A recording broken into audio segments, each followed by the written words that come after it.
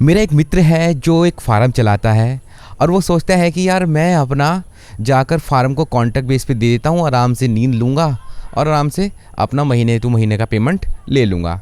तो दोस्तों ऐसा कभी नहीं होता। आप अगर एक लाइव स्टॉक बिजनेस करते हैं, एक फार्मिंग करते हैं, खासकर पोल्ट्री फार्मिंग का बिजनेस करते हैं, तो आपको उस क्षेत्र में उतर कर मेहनत करनी पड़ती है। हमेशा याद रखना कि जो लोग आपको बड़े पोजीशन पे दिखाई देते हैं, आज वो आपको बड़े पोजीशन में दिखाई दे रहे हैं, तो कल वो आपसे भी नीचे स्तर पर खड़े थे। बहुत सारे ऐसे एग्जाम्पल हैं, मैंने अपने आंखों से देखे हैं। जो लोग मेहनत कर रहे हैं, मेहनत करके आज मेहनत कर रहे हैं, वो आगे की सोच रहे हैं कि यार आगे जाके कामयाब होऊंगा, तो उनको मतलब वो मेहनत कर रहे हैं तो इसलिए तो कामयाब होंगे।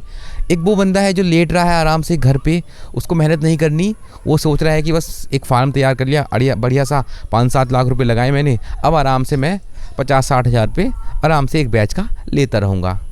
ऐसा बिल्कुल भी नहीं है, ऐसा ना होने वाला है। और ऐसे चाहने वाले जो भी फार्मर मेरे भाई हैं, वो फार्मिंग बिल्कुल तुरंत छोड़ दें, क्योंकि आपकी बस की बात नहीं है दोस्तों।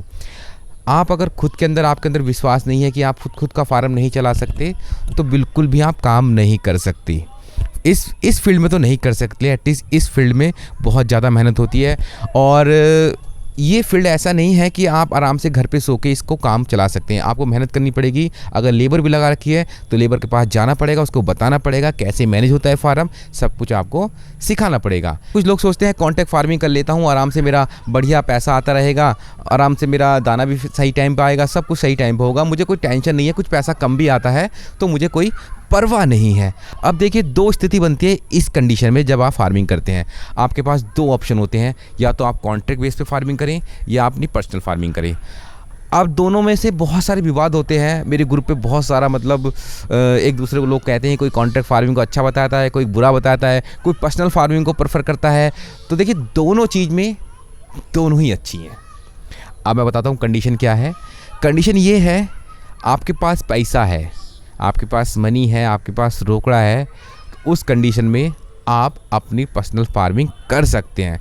काफ़ी पैसा है, आप कर सकते हैं, आपको कोई भी रोकने वाला नहीं है और आपको फ़ायदा भी होगा, क्योंकि आपको मैनेजमेंट के में कोई दिक्कत नहीं आएगी। आपको जो भी चीज़ चाहिए होगी वो आप तुरंत लेके आओगे, दाना चाहिए होगा आप तुरंत लेके आओगे, कैश में काम करोगे, कहीं से कहीं भी आपको दिक्कत नहीं आएगी। मंडी का उतार चढ़ाव कितना भी नीचे हो जाए, कितना भी नीचे हो जाए, आपको जो कंपनी देती है 5 से 10 रुपये 15 रुपये पर केजी का हिसाब मिल जाता है, वो आपको मिलना है अपनी पर्सनल फार्मिंग में।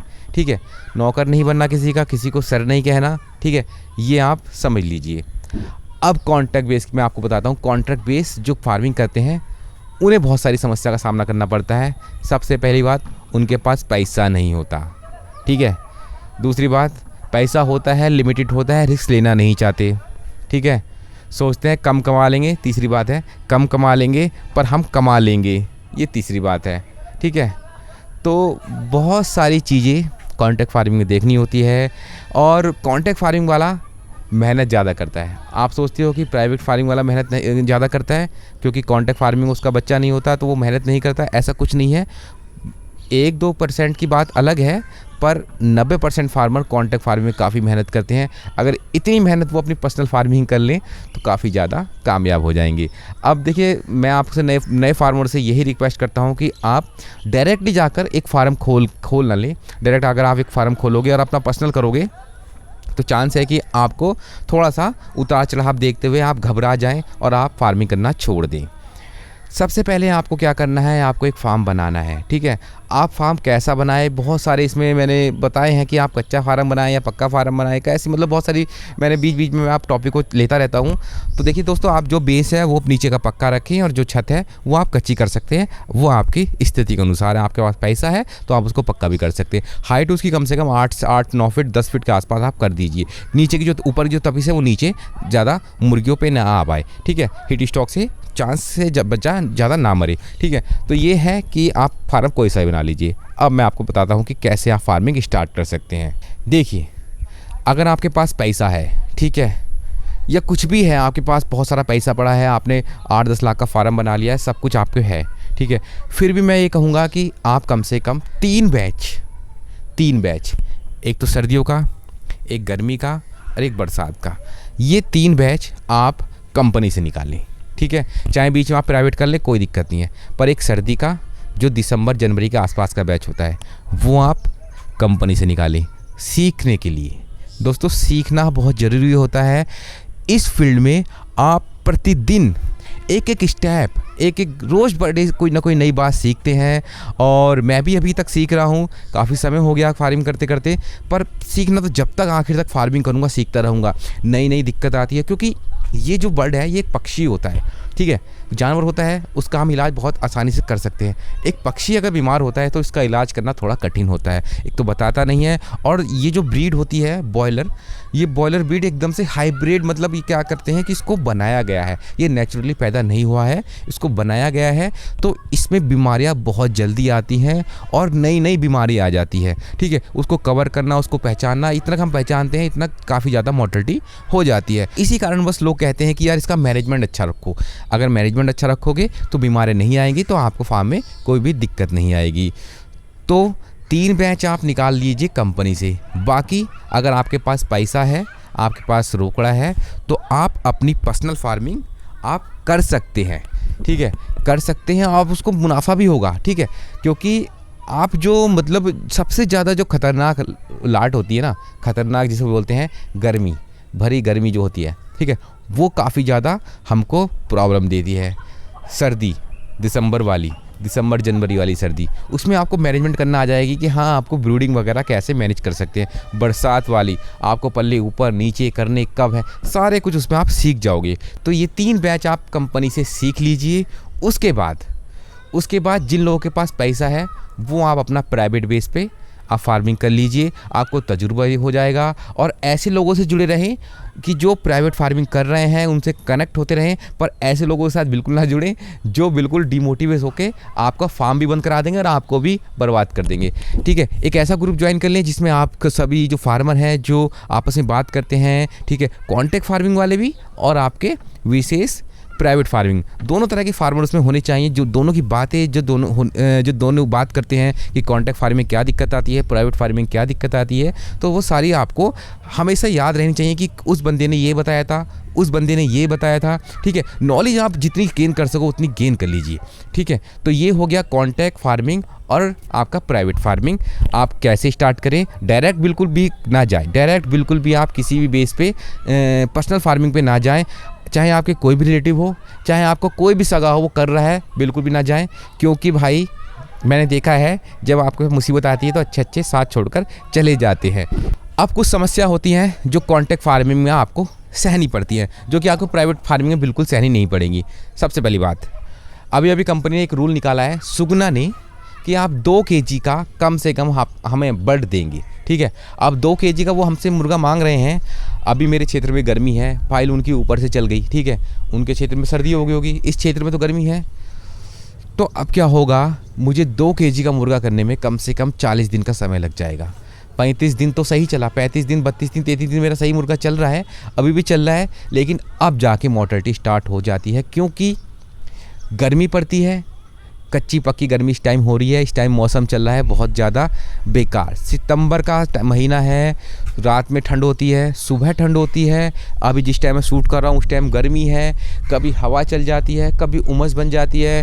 तो इस तरह के मौसम में जो सर्वाइवल करता है मुर्गा वो नहीं कर पाता और हीट स्ट्रोक होने के चांस बहुत ज़्यादा बन जाते हैं, और इसी कारण क्या होता है कि हमारी मोर्टेलिटी स्टार्ट हो जाती है। अब क्या हुआ, कंपनी बोल रही है 2 किलो का मुर्गा करो।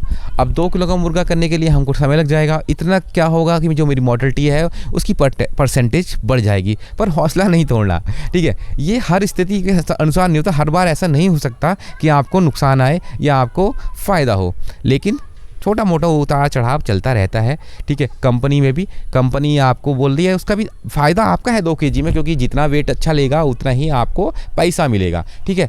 अब उस 2 kg में जो मोर्टेलिटी हो रही है वो मेरी जा रही है, FCR मेरा भाग रहा है, तो उसको मुझे मेंटेन करना पड़ेगा। अब देखिए कॉन्ट्रैक्ट फार्मिंग वाले कुछ बोलते हैं कि पैसा नहीं मिलता, 5 से 6 रुपये कंपनी दे देती है, 7 रुपये दे देती है। मैं उसका भी आपको तरीका बताता हूँ। अगर आपका FCR भागे, कॉस्टिंग भागे, तो आप बाहर से लेकर दाना परचेज़ करके आप लगा दीजिए। तो जो मोर्टेलिटी हुई है उसमें FCR हमारा चला गया। अब आपको क्या करना है कि आपको जो दाना है बाहर से परचेज़ कर लेना है, ठीक है। अपना हिसाब किताब आपका एफसीआर वगैरह जो निकालना होता है मैं आपको बता दूंगा, एक अलग से वीडियो बना दूंगा एफसीआर कैसे निकालते हैं। तो सारा कुछ लिख लिखा के आपको देखना है कि आपका एफसीआर कितना आ रहा है, ठीक है, कॉस्टिंग कितनी आ रही है आपकी, उस कॉस्टिंग को आप कंपनी के बराबर लेवल में ले आए, ठीक है। अगर कंपनी आपको 92 मांग रही है तो उसको आप लगभग 92 के आसपास, 93 के आसपास कॉस्टिंग ले आए, ठीक है। तो इससे यह होगा कि जो आपने दाना लगाया उसका पैसा तो आपको वापस मिल ही जाएगा, प्लस जो आपका जो पहले मतलब जो बैच बिगड़ा हुआ है उससे पैसा आपका कम हो रहा था तो वो भी आपको अच्छा खासा मुनाफा दे जाएगा। तो बहुत से फार्मर ऐसे करते हैं, बहुत से फार्मर क्या 90% फार्मर ऐसे करते हैं जो कॉन्ट्रैक्ट फार्मिंग करते हैं, वो क्या करते हैं कि अलग से दाना वो लगा देते हैं। तो ये सीक्रेट बात है, कंपनी नहीं कहती कि आप कहीं से अलग से दाना परचेस करके लगाएं, पर वो लगा देते हैं, ठीक है। तो ऐसे वो कॉन्ट्रैक्ट फार्मिंग करते हैं, ऐसे ही वो सक्सेसफुल होते हैं। अब क्या होता है, कुछ लोग क्या बोलते हैं कि कॉन्ट्रैक्ट फार्मिंग में मुनाफा नहीं होता। क्यों नहीं होता भैया? क्योंकि क्या होता है कि वो ये काम नहीं कर पाते, और जो जैसे कि रिजल्ट बिगड़ा और रिजल्ट बिगड़ने के साथ उनको 5 रुपये 6 रुपये दे दिया तो उनका मनोबल टूट जाएगा। वो अगली बार क्या करेगा, फार्म से बैग चुराएगा, कट्टे चुराएगा, बच्चा चुराएगा और उसको सेल करना स्टार्ट कर देगा, और ऐसे ही वो कर करके अपना फार्म कर देगा बंद, क्योंकि उसको आदत हो जाएगी। आदत होने के साथ साथ क्या करेगा, वो प्राइवेट फार्मिंग जो करना चाह रहा था वो भी नहीं कर पाएगा, क्योंकि उसका मनोबल टूट जाएगा। वो बोलेगा यार इसमें तो फ़ायदा नहीं है, जब मैं इतना चुरा रहा था तो मुझे नुकसान आया, तो अब मैं पर्सनल करूँगा तो इसका मतलब ये है कि इसमें तो बहुत ही ज़्यादा घाटा आ जाएगा। तो सबसे बड़ा कारण यही होता है कि आपको जो सोचना है, अपने माइंड से सोचना है कि आप कैसे अपने फार्म का रिजल्ट को आप बढ़ा सकते हैं। अब देखिए एक समस्या होगी कि 2 kg का आपको मुर्गा सेल करना है, ठीक है, देना है कंपनी को, यानी तो उसके लिए आपको टाइम उन्होंने जब बढ़ा दिया। अब जब तक 2 किलो का नहीं होगा तो वो आपके फार्म पे बच्चा पड़ा रहेगा। कुछ स्पेशल केस में क्या होगा, मेल करके वो आपका बच्चा उठा लेंगे, मतलब जल्दी बच्चा उठा लेंगे। अब ये हो गया। अब दूसरी बात समस्या, काउंटिंग की समस्या। अगर आपका बच्चा कभी शॉर्ट हो जाए, ठीक है, कंपनी में, तो उसका पेमेंट आपको भरना पड़ता है, ये भी एक समस्या है, ठीक है। शॉर्ट तो नहीं पड़ता, पर फिर भी अगर बाई चांस क्या होता है कि अगर ऊपर से ही बच्चा कम आ जाए और आपने बोल दिया कि हाँ मेरे पास बच्चा पूरा था, आपने सिग्नेचर मार दिए, अब ले जाते वक्त क्या होगा कि अगर आपके बच्चे 50 बच्चा भी शॉर्ट पड़ गया तो 50 बच्चे का पेमेंट जो कटेगा वो जो एवरेज वेट आया आपका, उस वेट के हिसाब से उनका पेमेंट आपके जेब से, आपके अकाउंट से कट जाएगा। तो दूसरी समस्या ये हो गई, ठीक है। तीसरी समस्या होती है कि कंपनी कभी क्या होता है कि कंपनी फीड का जो स्टॉक है वो नहीं दे पाती है आपको, तो आपका जो है दाना वो टूट जाता है। इससे क्या होगा कि आपका एफसीआर भाग जाता है, जैसे कि हाल फिलहाल मेरा हुआ, ठीक है। तो मेरा 3 दिन तक दाना नहीं आया था, तो एफसीआर मेरा थोड़ा भाग रहा है, ठीक है। 8 से 10 बैग का एफसीआर भागने में लग रहा है, स्पीड से भाग रहा है, ठीक है। उसको मैनेज मुझे करना है, मैंने तरीका आपको बताया कि मैनेज कैसे करते हैं, ठीक है। तो इस तरह से बहुत सारी समस्या कंपनी में, छोटी छोटी समस्या चलती रहती है, पर धीरे धीरे आप इनको सबको सॉल्व करना सीख जाओगे। बिजनेस है, सीख जाओगे।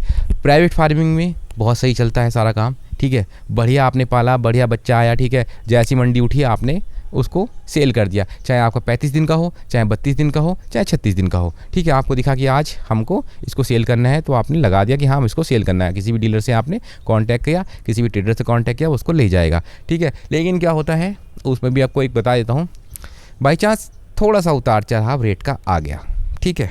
अब रेट का उतार चढ़ाव आ गया उसमें, तो आपको मतलब बराबर सराबर काम हो गया कि हाँ यार 1 लाख 2 लाख का मैंने दाना लगाया, 2 लाख का मेरा बच्चा सेल हो गया। अब 2 लाख में आपको मुनाफा तो हुआ नहीं, ठीक है। तो आपके मन में हमेशा यही बात रहेगी यार पोल्ट्री फार्मिंग का बिजनेस हमेशा ख़राब होता है, ठीक है। तो उस केस में भी आप फार्म बंद करोगे, उस केस में भी आप फार्म बंद करोगे, क्योंकि आपको लगेगा कि पोल्ट्री फार्मिंग में बिजनेस में कोई भी मुनाफा नहीं होता, ठीक है।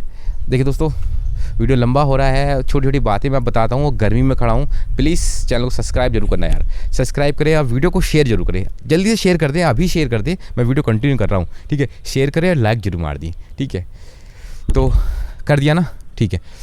तो क्या होगा, प्राइवेट फार्मिंग में आपके मन में ये आ जाएगा कि यार इसमें कोई फ़ायदा नहीं होता, क्योंकि मैंने सब कुछ अपना सही से पाला, सब कुछ सही दिया, तो फ़ायदा नहीं हुआ। तो तब उन केस में भी आप फार्म बंद करेंगे। तो दोस्तों, कॉन्ट्रैक्ट फार्मिंग और प्राइवेट फार्मिंग दोनों ही सही होती है। सही कैसे होती है वो मैंने आपको बताया है।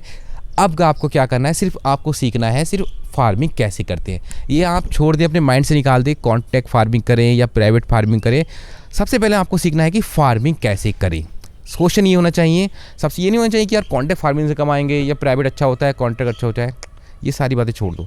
जब तक आपको फार्मिंग करना नहीं आएगा, जब तक आपको पोल्ट्री में नॉलेज नहीं होगी, तब तक आप सक्सेस नहीं होंगे। धीरे धीरे धीरे धीरे स्टेप बाय स्टेप थोड़ा थोड़ा थोड़ा नॉलेज गेन करते रहेंगे और आगे की सीढ़ी बढ़ते रहेंगे। अभी मैं यहाँ पे वीडियो बना रहा हूँ, मेरे फार्म पे 20 मॉडलिटी पड़ी हैं और मैं यहाँ पे खुशी खुशी वीडियो बना रहा हूँ। पता है कवर कर लूँगा, कोई दिक्कत नहीं है, चलता है, ये तो बिजनेस है, ठीक है, बिजनेस है और उतार चढ़ाव चढ़ता रहता है। मॉर्टेलिटी हो गई है, कल गर्मी में मॉर्टेलिटी हुई है क्योंकि बच्चा बड़ा हो गया है, वेट ले चुका है 1600-1700 ग्राम का, ठीक है।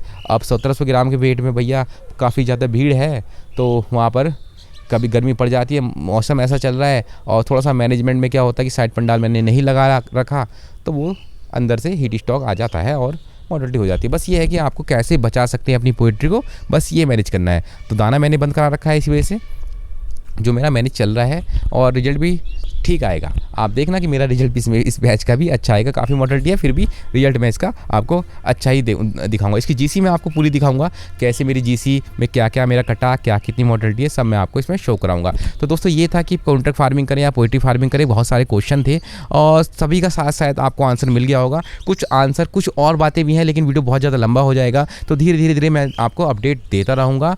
तो चैनल को सब्सक्राइब करें, वीडियो को लाइक करें और शेयर करना ना भूलें। मिलते हैं नेक्स्ट वीडियो में। जय हिंद, वंदे मातरम।